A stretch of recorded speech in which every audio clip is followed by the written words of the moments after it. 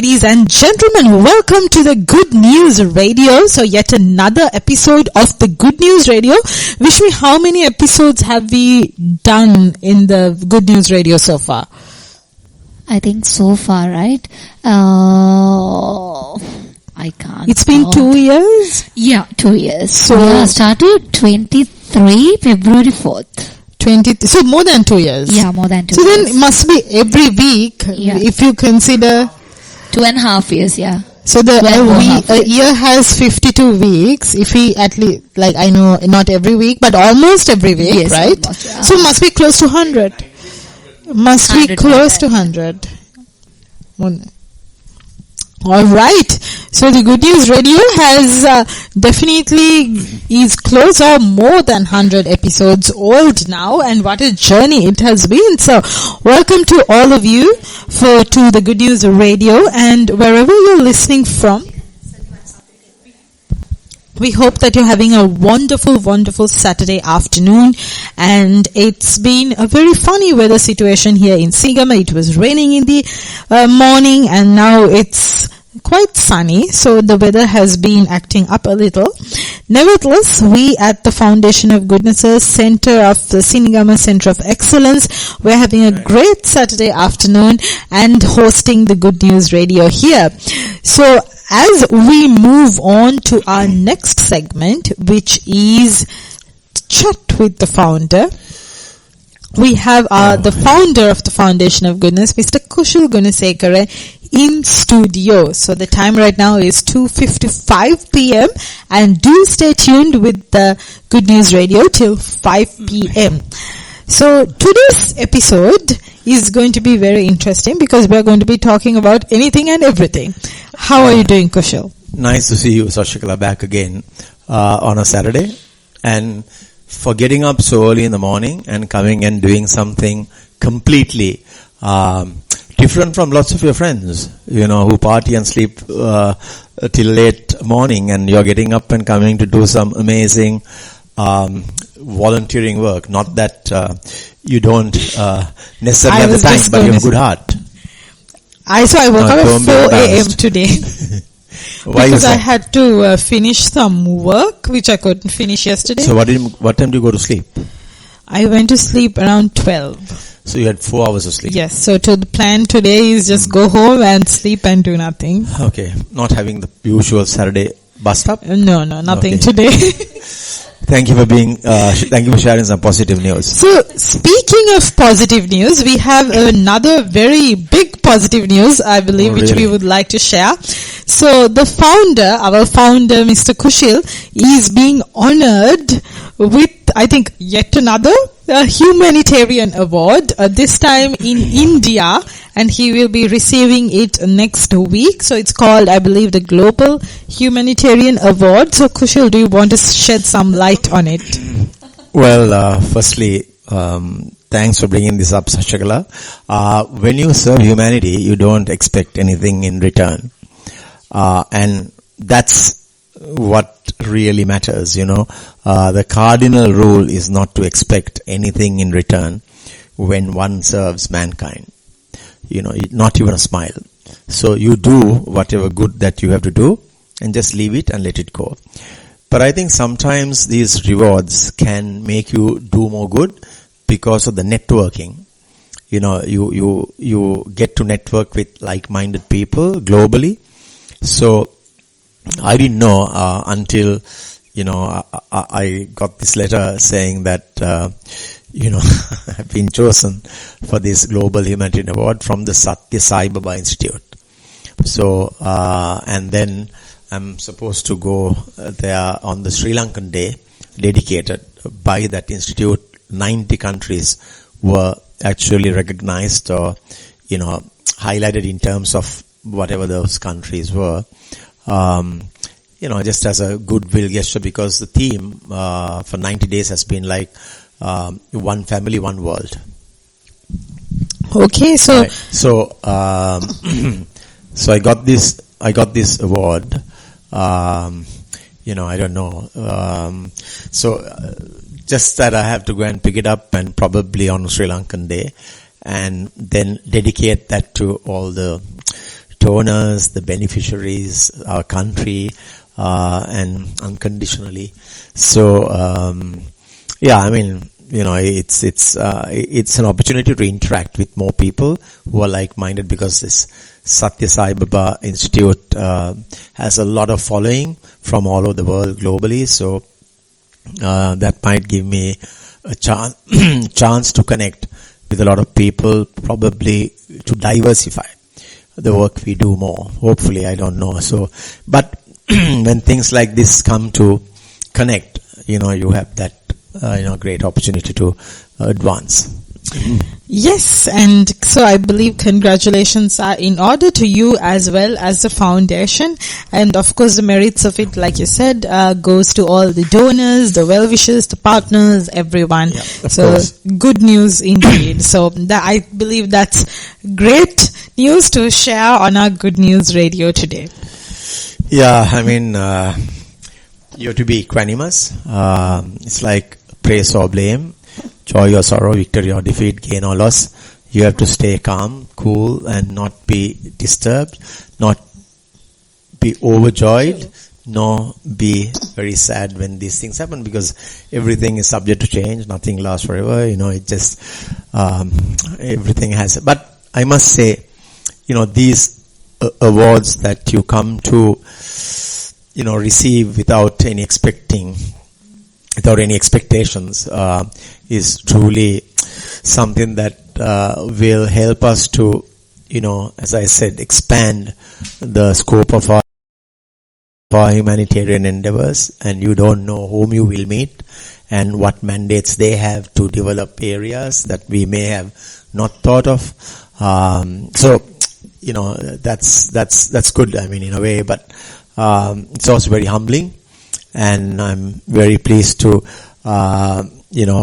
portray our country for having, been bestowed about, our work. And it's a bit, my words are not coming out that much today, because it's something that you're speaking about me, and it's pretty difficult and embarrassing, so, but on the other hand, it's a gift that has come my way to help more fellow Sri Lankans to be empowered in reaching the kind of status that they are, aspiring to, and have the potential to take them and attain superior heights.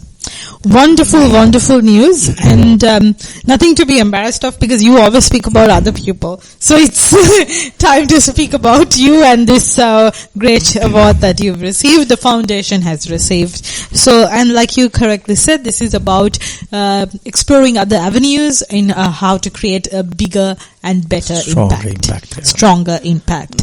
Right, so with that wonderful news, now we move on to the next item on our chatting agenda, and which is the ideal village. Would you like to shed some light on it, or I have it here as well? Yeah, I think I'm always thinking of new avenues. I'm not someone who's satisfied even if you have, let's say, a village heartbeat empowerment center, because we set up village heartbeat empowerment centers. You'll be really surprised how many organizations are linking up with us to deliver subjects that we don't know.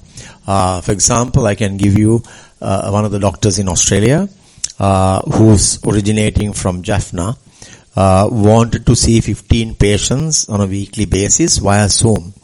He's retired, so he wanted to see 15 patients, and how would they get access to a top doctor specialist from Australia?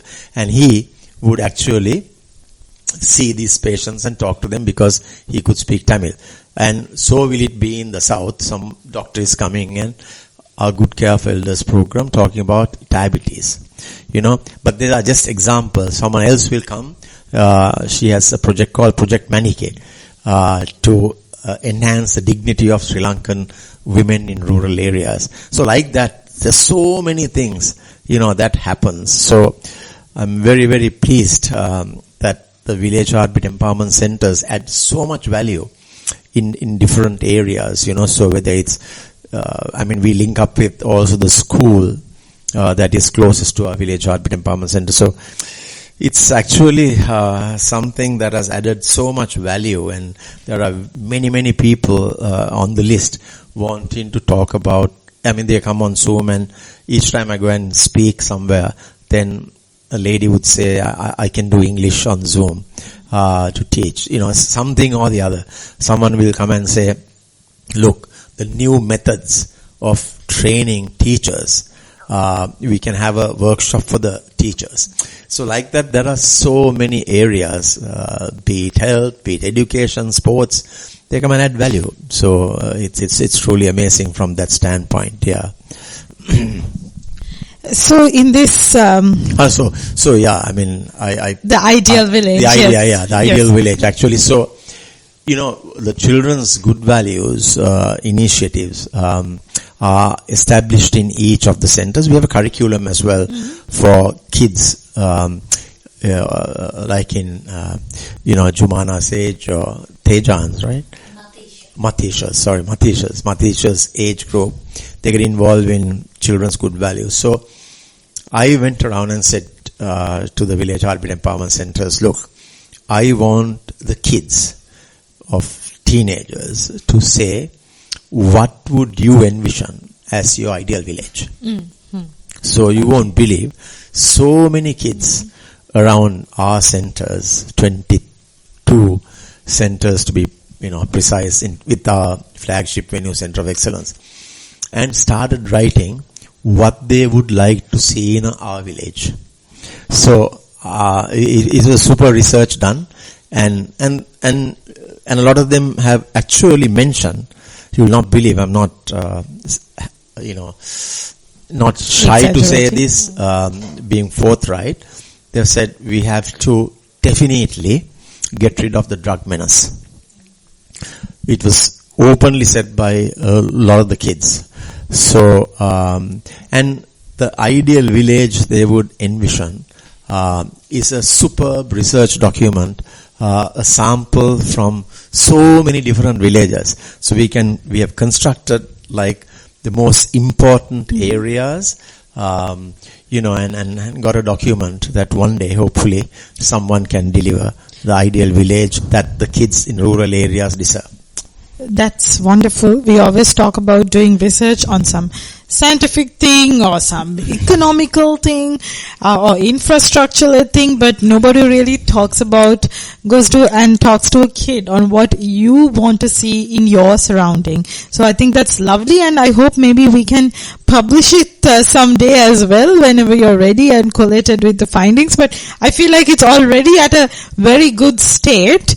So an ideal village, the vision of children from rural disadvantaged communities. So that's just to interrupt you, and I'm very big on statistics, on data and metrics.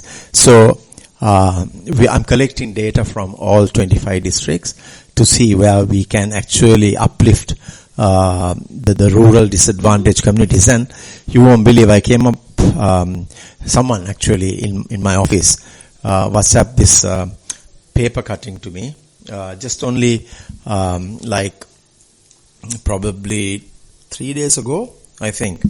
And can you imagine that in the Gaul district there are 4,923 families without a toilet.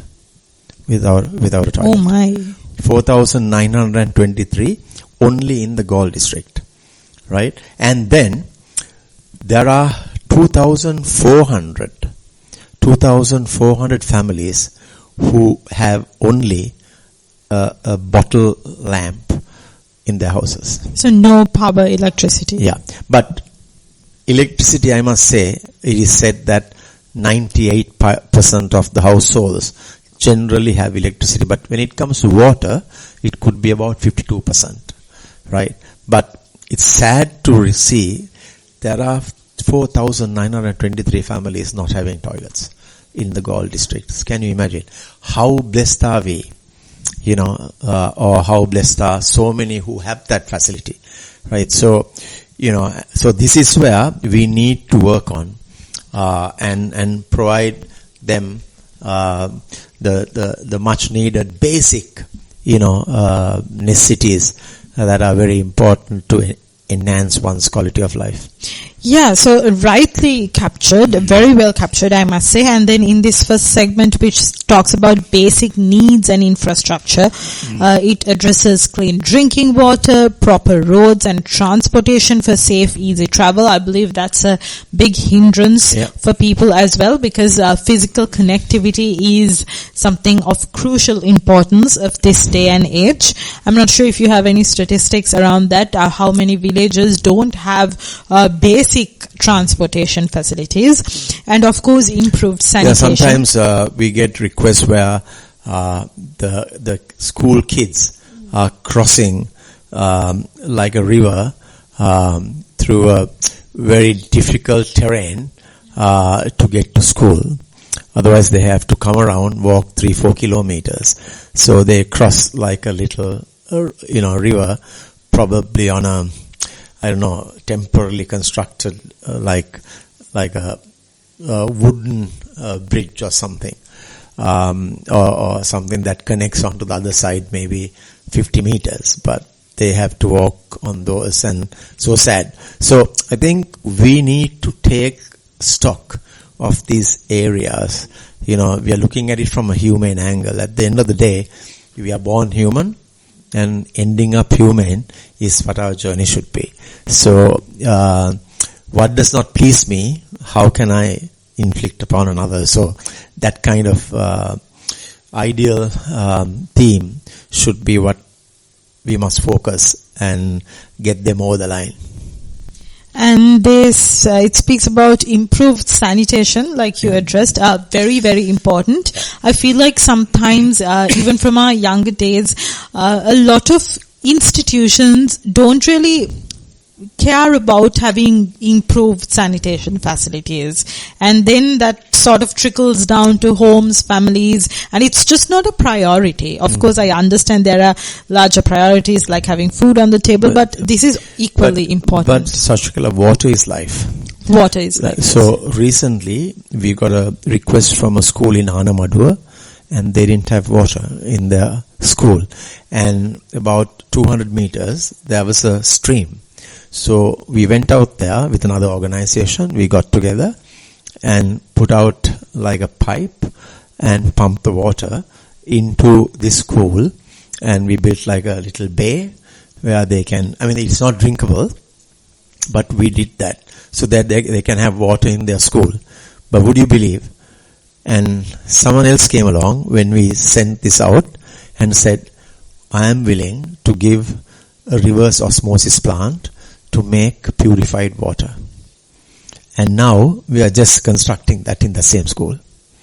So imagine, these are government schools, right? So somebody who's elected as a representative from that area needs to go check and see what problems exist, and has to present to their government and say, look, these are the things that we lack. That's why you elect a representative, right? To go and look after the welfare of the people. Correctly. And it's not just appointing a representative. A representative needs to be given like KPIs. Yeah. How many schools will you improve? How many more families will have access to clean drinking water at the end of your tenure, or at the end of the term, or whatever it is? So when you have those KPIs, that's when they properly act. And KPIs need to also be tied down to some sort of financial incentive. And then that's how you see real progress.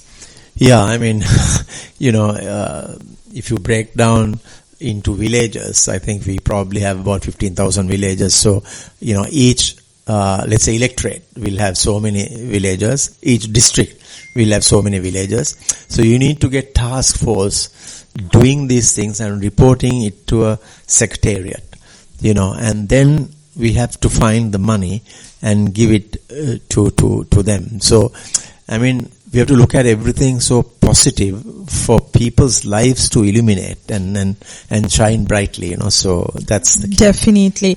And then it also talks about reliable electricity and, very importantly, internet connectivity. Yeah. I mean, I also work in this sphere of digital economy, and we talk about a digitized lifestyle, but at the same time, if a significant percentage of our population aren't able to access, it's all about inclusion, right? Uh-huh. So we can't just leave a part of our people behind just because we introduce all these digital services. And give a child internet and you will see what a difference it can make in that child's life. Yeah, I mean, there are so many areas that we need to look at. I mean, with all these deficiencies and shortcomings, still the village boys and girls are so content, right? Of course, I think there should be more discipline in villages as well.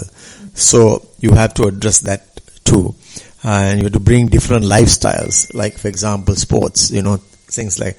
So there are many things that we look forward to, but at least we have a document of what ideal village would be. And someone can make use of this data and research that we collect and take it forward from there. So if the government is interested, we have this data, we can give it to them and they can run this program. So I mean, for example, today, I went to the beach in the morning, okay, as I do. Yes. So it was raining, it had rained very heavily the last 2 days. And there is a stream. This has been for successive governments. This has been brought to their notice. We have a video clip. It was done by Vishmi. She interviewed even foreigners. This stream of water that comes from higher ground is contaminated and toxic. So it gets into the sea. And the first 25 feet or let's say 7-8 meters, the entire strip is black. Yeah. So the sea has a way of recycling. So after maybe about 7-8 hours. But then I saw to myself the foreigners getting up and going. Right? And the beach became empty. And there are so many people dependent on tourism. And tourism is the hot subject that we speak of. And the numbers for KPIs, how to attract tourists from different, angles and whatnot. But Hikkaduwa is the place that tourism began to flourish. It was the very platform where tourists started to come. Whether we like it, that's in history, right? Everybody knows. But this particular stream that gets into the sea is making people go away on the Turtle Beach in Hikkaduwa, right opposite Hikkatrans, right? So I myself have given this to so many people higher up in the governments. No one has up to date taken, this 3 years now, no one has ever taken any action. So it's clean Sri Lanka now. So I'm also going to send this to Tag Sri Lanka or Clean Sri Lanka, or I have some friends who probably know the authorities. I'm going to send it to them. But it's a shame when foreigners get up and go. They come all the way when the sun is out to get to the beach and swim. But they can't because it's toxic. It's dangerous. It can have poisonous effect if something goes into your system. So it's a sad thing. So someone in this electorate has to see what is happening and take action. That is why you elect representatives to do the job in the country for creating that kind of enhanced image for tourists to be confident, not for tourists to go and say, if this something like this happened in our country, this would have been a total, punishment, disaster, they will be taken to task and something. So, it must be coming from high ground, also due to not planning things properly. So you have to get the line ministries involved and then sort this out. It's a sad thing that has happened. So I actually left the beach myself and I went to another area where the water was very, very fresh and clean. So it's sad to have this kind of story. So that's why the children would write and say, this is the ideal village I would envision, like pollution, drainage, and whether it's roads not being in proper condition. It's a sad story. Yes, that's very sad indeed. And then also nobody's asking for luxury. People are asking to meet their basic necessities. Yeah. And like you said, a basic clean beach. I mean, that's a must because our tourism depends on it. And it's not just for the tourism. Why do we need an environment that's even slightly polluted? We should have an environment inherently is gorgeous. It's pure. We are the ones who make it unclean. So why do we, even if it's a little unclean, I feel like people should be bothered about it. And you would not believe, we have a program called the Ocean Care, right? So we take like a beach stretch opposite Katrans and right down. Every single day we are collecting the trash, right? We have 2 big bins. We collect, we measure, we have the data. And I can see the trend that it's really getting worse and not better, right? And also it's polluting the sea. So we have someone deployed, plus our sector students and beneficiaries go and clean the beach very often and frequently. So we are doing that. One thing is for climate change action, right? Climate change action. Then the other is to also make sure we portray our country as a clean, nice environment for them to come and stretch on the beach, take the sun, and have a very peaceful day enjoying the sea. So this is what we are doing. And every time, even a post pageant, in Srinagar we have a pageant, right? So after the pageant, we have goodness ambassadors that Vishmi drives. And every single day, 4 days after the pageant, they go and collect the polythene, the plastics, the biodegradable, everything, aluminium, whatever. And the stats show this year is worse than the last year. That's sad news. But someone should consult and ask, okay, give your stats, let's do something. But no one, but we'll keep it with us. And if we get someone coming along to collaborate, we can give this why the climate change action is so essential.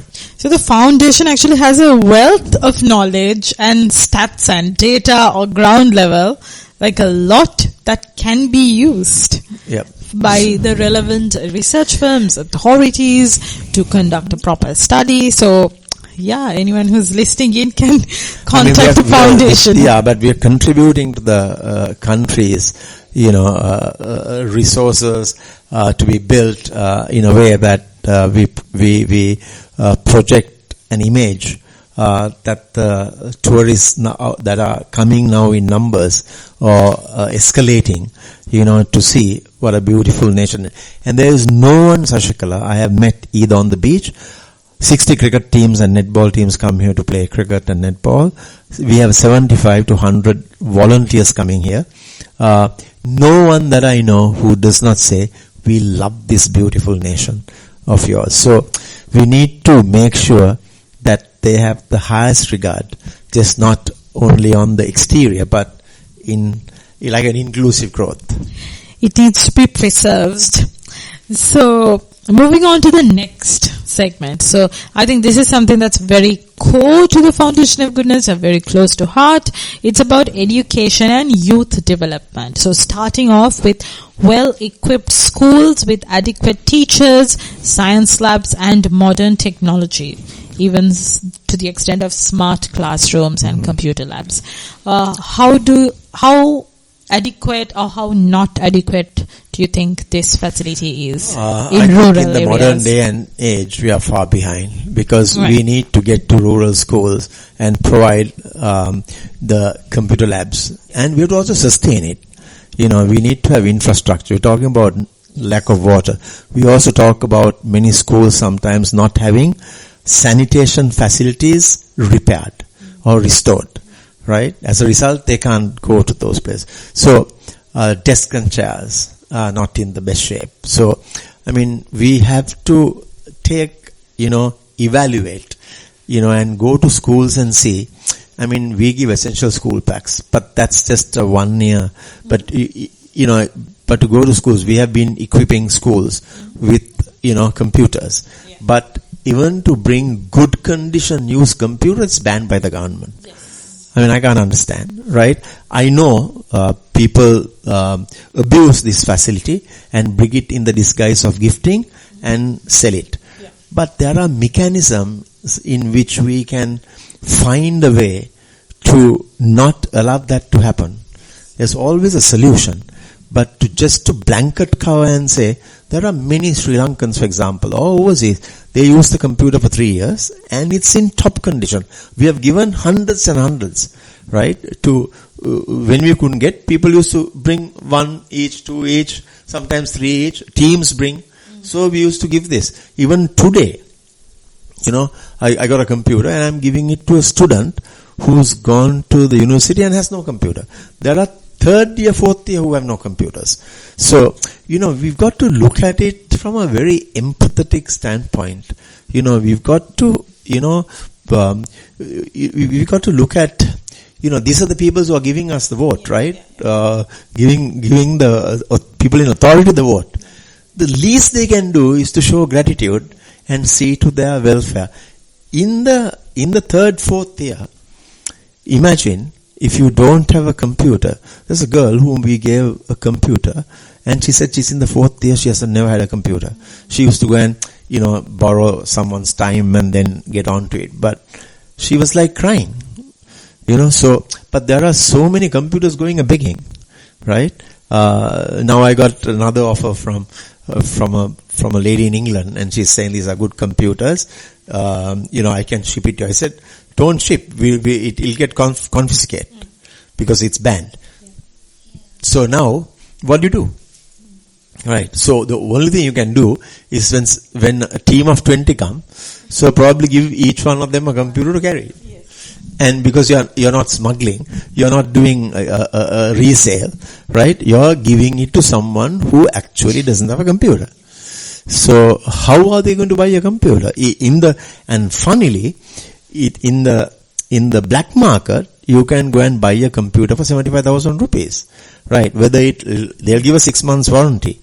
But beyond that, how can they afford 75,000? It's like us giving repaired and restored bats to bat again, bat for good, right? When the boys and girls break their bats, they can't afford to buy a new bat because it's so expensive. So we repair and give it to them. And as much as we speak about computers to smart classrooms, computer laboratories, it's also, the other side is also important, right? So, for example, here it says libraries, playgrounds and community halls for learning, recreation. So that aspect is also very, very important. Yeah. And how adequate do you think these aspects are looked into? I mean, they wouldn't ask if it was there. Yeah. Right. So basically now when they come to the Foundation of Goodness facilities, that's what they enjoy. That's the community hall they have. Yeah, that's a community building, kind of interaction they share, right? They have a library, each place they go to. So these are, and even public toilets are far and few apart, right? So you got to look at these, little areas. It's not about, like Mother Teresa said, it's not about doing great things, but doing small things with great love. Exactly. That should be the motto of anyone who is working towards these, doing small things with great love. Yeah, I mean, at the end of the day, all you have to do is to drive. You have a district. You will know, like I said before, how many villages are there, right? How many electorates are there? How many each electorate? How many of these things are there we can fix? So like that, we have to basically plan and go.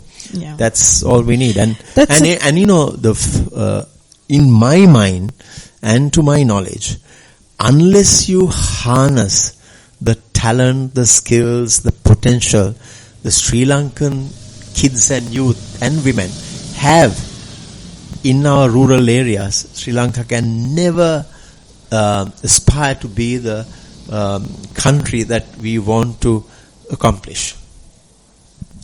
So true. Do small things with great love, because it's impossible to do great things if you don't start small, right? And starting small is definitely something with the people who are in charge, and even we can do within ourselves. So let's keep discussing all of this. I think it's a beautiful concept that you have started, and we're doing everything possible. So I have to compliment about this. Eradicating the drug menace. Yes. At least this government has taken steps to go behind these people. It's already too late, but better late than never, right? It has spread like a virus everywhere, right? Because we work in villages, so we know everywhere. So this president has taken this as the priority. It didn't happen overnight. It has happened over a period of time. So as we speak, even in our village, today they had arrested, 3 people for having 3 kilos, and I'm getting messages saying, my gosh, Sinigama also has, so, but it doesn't matter if it's Sinigama, but I know in the surrounding areas, villages, everywhere, this is there, and sadly, it's consumed and influence, for, younger people to, digest. So, and very, very young people who are teenagers, even before they are 18. Yeah, so that's the thing. So, you got to have a discipline. Talent can open a door, but discipline can open many doors. So that's why discipline is the key for everything. Talent can only get you so far. Yeah. It's discipline and hard work which takes you over. You take the athletes, Yesterday I was a chief guest at the Horizon College International, and I was telling them, nobody knows for 4 whole years, Usain Bolt strived so hard to run 9 seconds to win that gold. But he trained for 4 years. He was not known until he won the gold medal, to the extent that, it went viral, right? So he trained for 4 years to run 9 seconds. So that's how champions are made of, so, and then you keep striving and going, so in terms of even the income wise, probably 4 years, he might have, not had anywhere near that 9 seconds, and that's how 9 plus seconds, so whatever it is. So that's how it is. The discipline factor, when people are sleeping, you're working, you're trying very hard. You take Serena Williams, came from a very, very, like a humble background, but she believed in herself. She had the discipline. She was determined to become the Grand Slam champion 23. So is Michael Jordan. Michael Jordan was rejected from the school team, but he made that rejection as the fuel to keep going and get to the national team. He missed more shots than the shots that he converted in basketball. Yeah, there's an amazing statistic about it, which I can't remember, but there is a statistic about the number of shots he missed versus he took. Yeah. So, but he never gave up, right? So you have to, in anything, whether it's infrastructure development, wherever, you have to stay positive, look ahead, do the best you can, and, live in the present moment. We don't know what is to come in the future. Past is gone. But look, when the tsunami struck, I didn't know that we were going to have 22, 23 centers, right? I didn't even know that we could have a center of excellence. I didn't know that we could have a sports academy. That was my dream. But we lived that moment, with precision. So then came the rest. and that's how you go. So you have to live this moment very well. That's what it is. So this is, I hope, a positive news that can transform those who are listening, for their future success stories. Yeah. Yes, definitely. Thank you for those insights, Kushil, and lovely concept once again, asking kids what their ideal village is. I think that's a beautiful concept, so we can definitely take more learnings out of that and discuss. With that, everyone who's listening in, we have come to the end of Chat with the Founder segment, and we have more segments, so do stay tuned, and we have more segments lined up. Do stay tuned with us, as we will be here till 5 p.m. and the Good News Radio will be right back after this quick musical break.